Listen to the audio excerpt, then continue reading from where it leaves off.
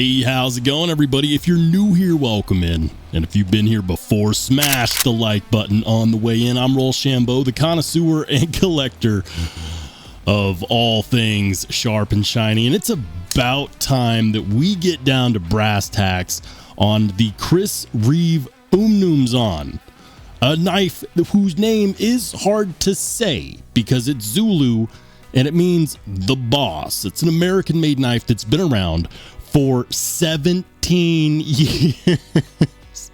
So why is it relevant? Why am I making this video? I'm making this video because I need to, because this is a knife that I desperately chased. I hunted for like a dog, finding my way to this knife for over a year and a half. That's how long I spent actually trying to get my hands on one. I wanted one for far longer, but I wasn't seriously trying until about a year and a half ago. And let me tell you, if you've been hunting a Chris Reeve Umnumzaan, you know exactly what I say when I mean it's a marathon, and it's tough.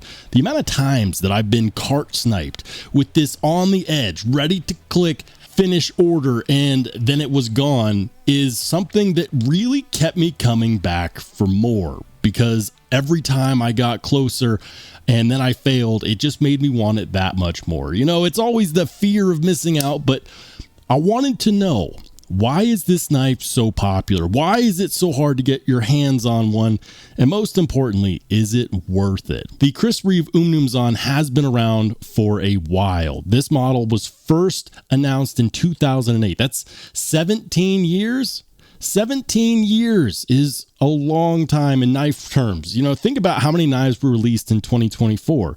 Knife years go by faster than dog years. And to boot, it's not necessarily that cheap either. This is a $500 knife with the sandblasted titanium handle scales. You can get it for $550 if you want it with glass blasted, or if you want to get a dealer exclusive like a monkey edge frag pattern, you can spend even more money. This knife has been heavily vaunted by the knife community as a true one and done, and it competes with, well, it competes with other Chris Reeve knives. It competes heavily with the Sebenza. And if you want to cast your vote, which knife do you like better, the Umnumzaan or the Sebenza? Cast your vote in the comment section down below.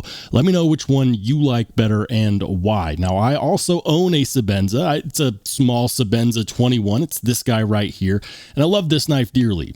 But for me, my vote has to go towards the Umnumzaan. And it comes down to a multitude of factors. But before we get into that, let's talk about the specs. In case you've been living under a rock and you didn't know what this thing was or what's it made out of, this is 8.5 inches overall, with 3.6 of that being this beautifully done stone washed hollow ground MagnaCut blade. Now, the big question with MagnaCut each and every time is, what's the Rockwell hardness? Well, Chris Reeve has a dedication to not only using the best steel that they can, but also making sure that it's heat treated properly. There's not a lot of companies out there that I can look at and say, wow, you know, that company really knows heat treat. You know, Spyderco is one of them. Chris Reeve is the other, and they aim for 63 to 64 on their Rockwell target, which is perfect for MagnaCut. The handle scales are, of course, titanium, and we've got this checkered milling here, you know, this frag pattern style, which covers part of the handle scale. The hardware is really, really well polished, and it runs off of a hex wrench instead of a Torx wrench. So that is something that a lot of people have to get used to. You'll notice that there's no internal milling on the handle scales. This is a true slab style handle scale construction, and they don't care about weight relief on this knife. If you're not strong enough to heft this or carry it in your pocket, by all means, go and get yourself a benchmade bug out. But for those of you who are stout of heart and stout of arm, this is going to be a 5-ounce knife, which quite honestly is less heavy than you might expect for a knife that is, you know, 8.5 inches long, made purely of titanium and MagnaCut. That said, some of you might be wondering, well, what about the action? You know, we've got these double-sided thumb studs here for deployment, and while you can, in fact, get a really good thumb deployment, you can't necessarily reverse flick it, or at least I can't. There's something about these dome thumb studs that doesn't really allow for a reverse flick, or maybe it's just the lack of space between the thumb stud and the lock bar itself.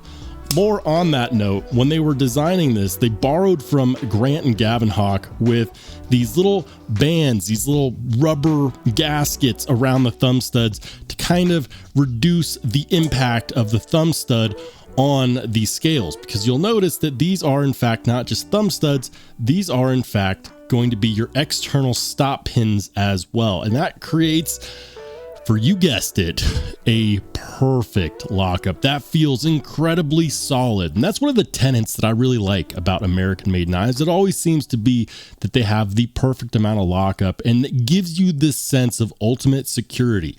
Chris Reeve themselves have made the statement that this is essentially a fixed blade in folding knife format. Now, recent videos in the community from popular YouTubers have proven that that's not necessarily the case, but honestly, it's going to be as stout as you need a folding knife to be. And if you need a knife to be more stout than a Chris Reeve Umnumzaan, then you don't need a folding knife. You do need a fixed blade. As far as ergos are concerned, the ergos on here are good, and they were made better when I replaced the pocket clip. So the pocket clip here is a Lynch Northwest 3D milled and machined titanium pocket clip that is sandblasted to match the Umnumzaan or the Chris Reeve Sebenza. It matches the sandblasted finish from Chris Reeve.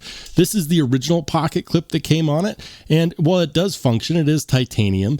It's not particularly anything good to look at, and some people have reported that it's not that comfortable to hold in the hand. I didn't necessarily have an issue with that, but what I did have an issue with was the pure amount of pressure that this pocket clip consistently placed on the lock bar. That's not something that I'm a huge fan of, because, well, the lock bar interface on this knife is a gigantic steel detent ball.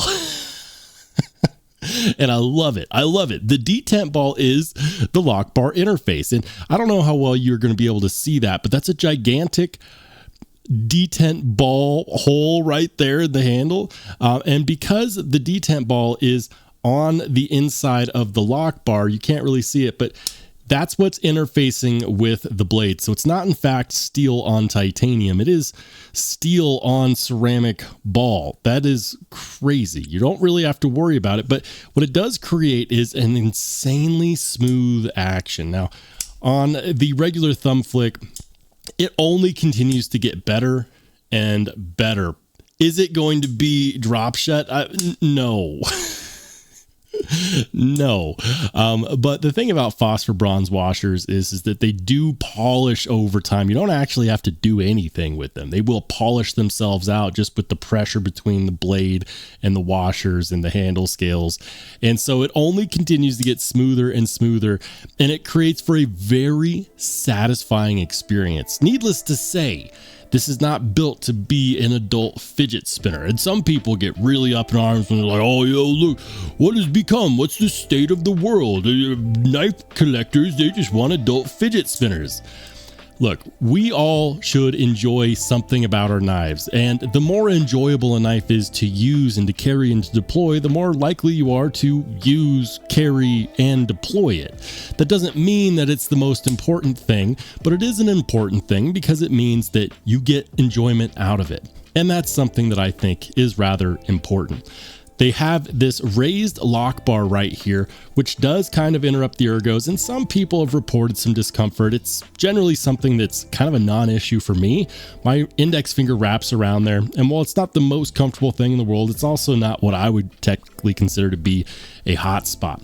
Also, the more you use this knife, the easier it becomes to disengage that lock bar. When I first got this, I want to say it was 2 or 3 months ago, I noticed that it was severely uncomfortable to disengage that lock bar. It would leave my thumb feeling a little bit put out. And ever since it's broken in, it's generally speaking not that uncomfortable. It doesn't leave my thumb feeling sore or put out or anything like that, which is good. I like seeing that. When it breaks in, I'm going to tell you right now, the Umnumzaan becomes a phenomenal carry. You might be looking at this on the top being like, ooh, is this a front flipper knife? Why is there no jimping there? Well, it's not supposed to be a front flipper. That is in fact supposed to be used as a glass breaker. So that's an old school style knife design type thing where you could just use this as a glass breaker. Now, some people can front flip this, and if I get enough wrist action in there, I think I can too. Yep. You just need the proper amount of wrist action. It's not my preferred way to deploy this knife. That actually is rather uncomfortable to do, but you can, of course, do it. So let's talk about what makes this knife so cool. When you buy a Chris Reeve knife, you not only get a tool that is machined to very precise tolerances that the average human eye would never be able to tell until they started putting it in a use case scenario. It's not just that the blade steel is perfectly heat treated. It's not just that it works well in the hand and it's something that you can rely on. It's not just that if you get 5 years, 6 years, 10 years down the road and you're tired of looking at all the snail trails on the handle scales and you want to sell it, you could send it into Chris Reeve and they'll re-blast the scales for you so you could never tell that there was ever an issue to begin with.